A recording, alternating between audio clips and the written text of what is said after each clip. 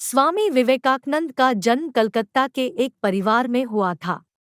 बचपन में उनका नाम नरेंद्रनाथ दत्त था। स्वामी जी का अध्यात्म में अधिक लगवा था और वह अपने गुरु श्री रामकृष्णा परमहंस से काफी प्रभावित थे।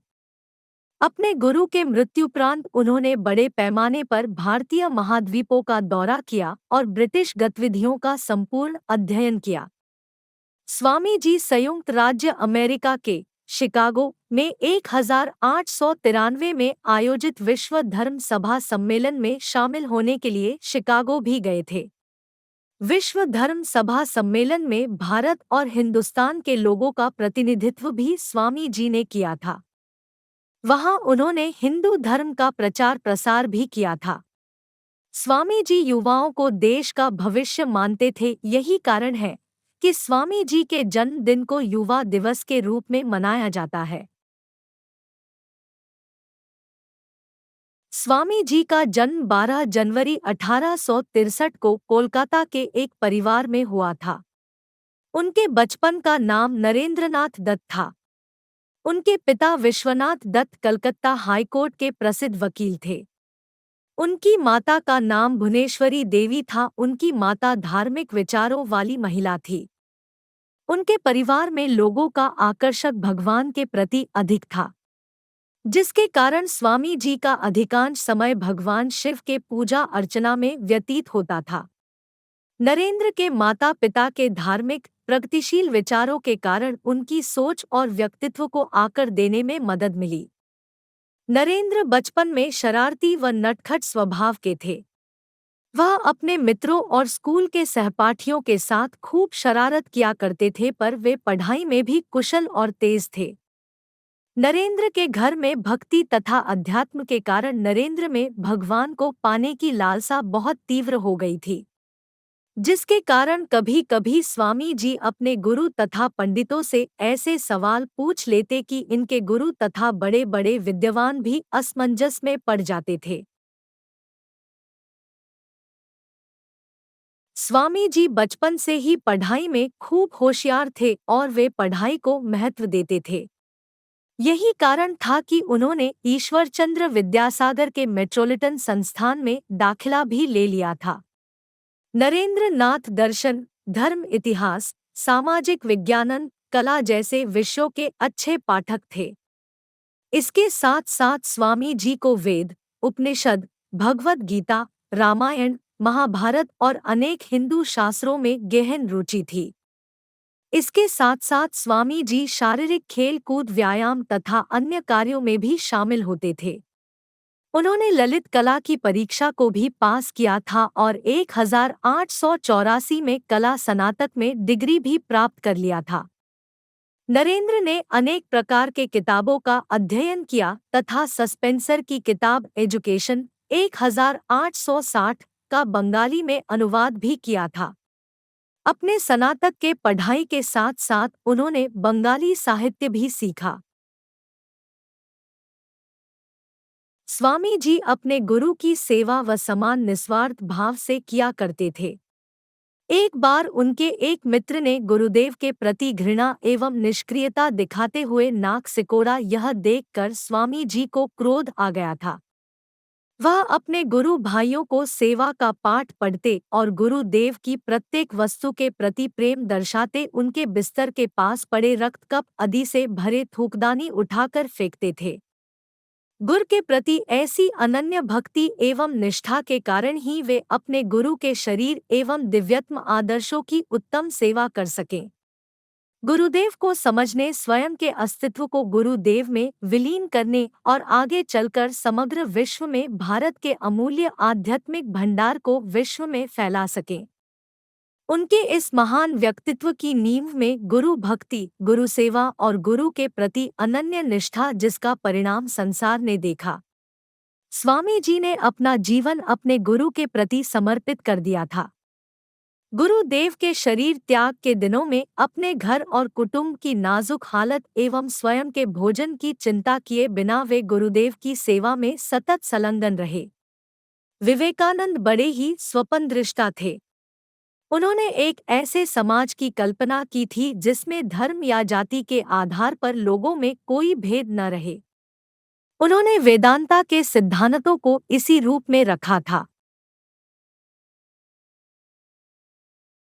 स्वामी जी ने बहुत सारे धर्म सभा सम्मेलन किया था, पर उनका अमेरिका का धर्म सम्मेलन कुछ खास था, क्योंकि उन्होंने जिस शब्द से शुरुआत किया था उस शब्द ने सबका मन मोह लिया था। मेरे प्यारे अमरीकी भाइयों और बहनों, आपने जिस उदर भाव से सहृदय के साथ हम लोगों का स्वागत किया है, उसके प्रति आभार प्रकट करने के निमित्त खड़े होते समय मेरा हृदय अवर्णीय हर्ष से पूर्ण हो रहा है। हमारे देश तथा हम सब की तरफ से मैं आप सबका सहृदय धन्यवाद करता हूँ। सभी संप्रदायों एवं मतों के कोटि कोटि हिंदुओं के ओर से भी धन्यवाद देता हूँ। मुझे गर्व है कि मैं एक ऐसे धर्म का अनुयायी हूँ जिसने संसार को सहिष्णुता तथा संस्कारों की स्वीकृत दोनों की शिक्षा दी है। मुझे एक ऐसे देश का नागरिक होने का अभिमान है जिसने समस्त देशों और धर्मों के उत्पीड़ितों और शरणार्थियों को आश्रय दिया है। मैं आप लोगों को कुछ पंक्तियों सुनना चाहता हूँ जिसकी आवृत्ति मैं बचपन से कर रहा हूँ और जिसकी आवृत्ति लाखों व्यक्ति रोज किया करते हैं। रुचिना वैचिद्र्यादरिजुकुटिलनाना पज्जुषाम नृणामे को गम्यस्त्वमसि पैसामर्णव इव। इस पंक्ति का अर्थ है कि जिस प्रकार अनेक नदियां भिन्न भिन्न स्रोतों से निकलकर समुद्र में मिल जाती है, उसी प्रकार है प्रभो, भिन्न भिन्न रुचि के अनुसार विभिन्न टेढ़े मेढ़े तथा सीधे रास्ते से जाने वाले लोग आकर तुझ में ही मिल जाते हैं। ये यथा माँ प्रपद्यन्ते तांस्तथैव भजाम्यहम्। मम वर्तमानुवर्तन्ते मनुष्याः पार्थ सर्वशः। अर्थात जो कोई मेरे तरफ आता है, चाहे किसी भी प्रकार से हो, मैं उसे प्राप्त होता हूँ। लोग विभिन्न मार्ग से प्रयत्न करते हुए मेरी ही ओर आते हैं। स्वामी जी ने 24 वर्ष की उम्र में ही सन्यासी जीवन में प्रवेश कर दिया था और वे गेरुआ वस्त्र धारण करने लगे थे। इसके पश्चात उन्होंने पैदल ही पूरे भारत की यात्रा की थी। स्वामी जी ने 31 मई 1893 को अपनी यात्रा शुरू की और जापान के कई शहरों का दौरा किया।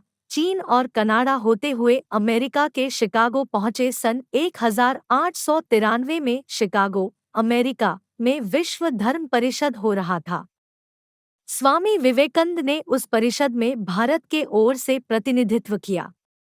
यूरोप अमेरिका के लोग उस समय भारत के लोगों को बहुत दृष्टिहीन नज़र से देखते थे।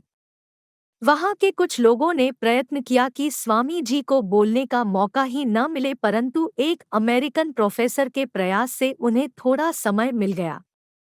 उस परिषद में उनके विचार सुनकर बड़े बड़े विद्वान चकित हो गए। फिर तो अमेरिका में उनका अत्यधिक स्वागत हुआ।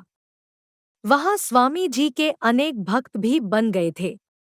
स्वामी विवेकानंद अमेरिका में 3 साल रहे और लोगों को भारत के अनेक विचार और संस्कृति का ज्ञान दिया। उनके ज्ञान और बुद्धिमता को देखते हुए अमेरिका के मीडिया ने उन्हें साइक्लोनिक हिंदू का नाम दिया था। आध्यात्म, विद्या और भारतीय दर्शन के बिना विश्व अनाथ हो जाएगा, यह स्वामी विवेकानंद का विश्वास था। अमेरिका में उन्होंने रामकृष्णन मिशन के कई मंडल स्थापित किए।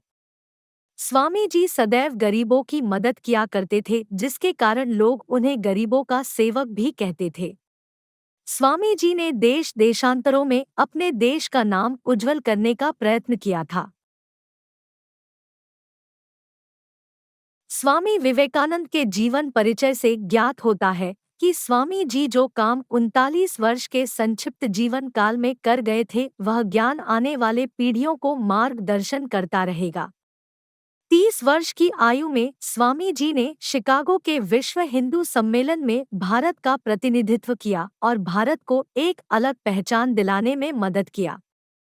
रवींद्रनाथ ठाकुर ने एक बार कहा था कि अगर आप भारत को जानना चाहते हो तो विवेकानंद को पढ़िए, उनमें आप सब कुछ सकारात्मक ही पाएंगे, नकारात्मक कुछ भी नहीं।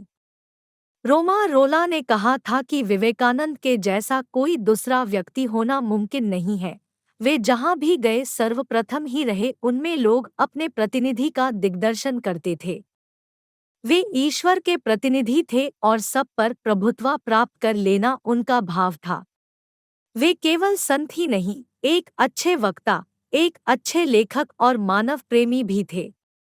उन्होंने कहा था कि मुझे ऐसे युवा सन्यासी चाहिए जो भारत के ग्रामों में फैलकर देशवासियों की सेवा में खप जाएं।